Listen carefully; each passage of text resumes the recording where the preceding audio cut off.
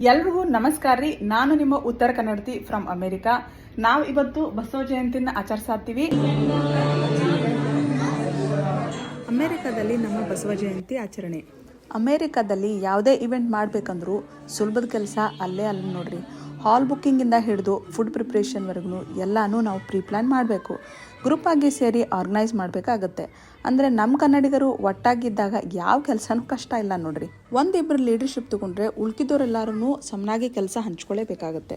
ಎಲ್ಲರೂ ದೇವ್ರಿಗೆ ಹೂದಳ ಏರಿಸಿ ಬಸವಣ್ಣನವರ ವಚನಗಳನ್ನು ಹೇಳಿ ಪೂಜೆ ಸಲ್ಲಿಸಿವಿ. ದೇಶದಿಂದ ದೂರ ಇರೋರಿಗೆ ಇದು ನಮಗೆ ಬರೀ ಸೆಲೆಬ್ರೇಷನ್ ಅಲ್ರಿ, ಇದು ನಮ್ಮ ಕನ್ನಡತನ, ನಮ್ಮ ಒಗ್ಗಟ್ಟು, ನಮ್ಮ ರೂಟ್ಸ್ಗೆ ಇರುವ ಮಾನವೀಯತೆ, ಸಮಾನತೆ, ಕಾಯಕ ಮತ್ತು ದಾಸೋಹದ ಮಹಾ ಸಂದೇಶವನ್ನೇ ಜಗತ್ತಿಗೆ ಸಾರದ ಮಹಾನ್ ಚಿಂತಕರ ನೆನಪು.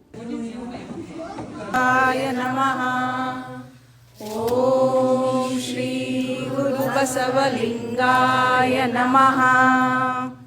ಜಗದಗಲ ಮುಗಿಲಗಲ ಎನ್ನಗಳ ಪಾತಾಳದಿಂದ ತತ್ತ ನಿಮ್ಮ ಶ್ರೀಚರಣ, ಬ್ರಹ್ಮಾಂಡದಿಂದ ತತ್ತ ನಿಮ್ಮ ಶ್ರೀಮುಕುಟ, ಅಗಮ್ಯ ಅಗೋಚರ ಅಪ್ರತಿಮ ಲಿಂಗವೇ ಎನ್ನ ಕರಸ್ಥಳಕ್ಕೆ ಬಂದು ಚುಳಕಾದಿರಯ್ಯ.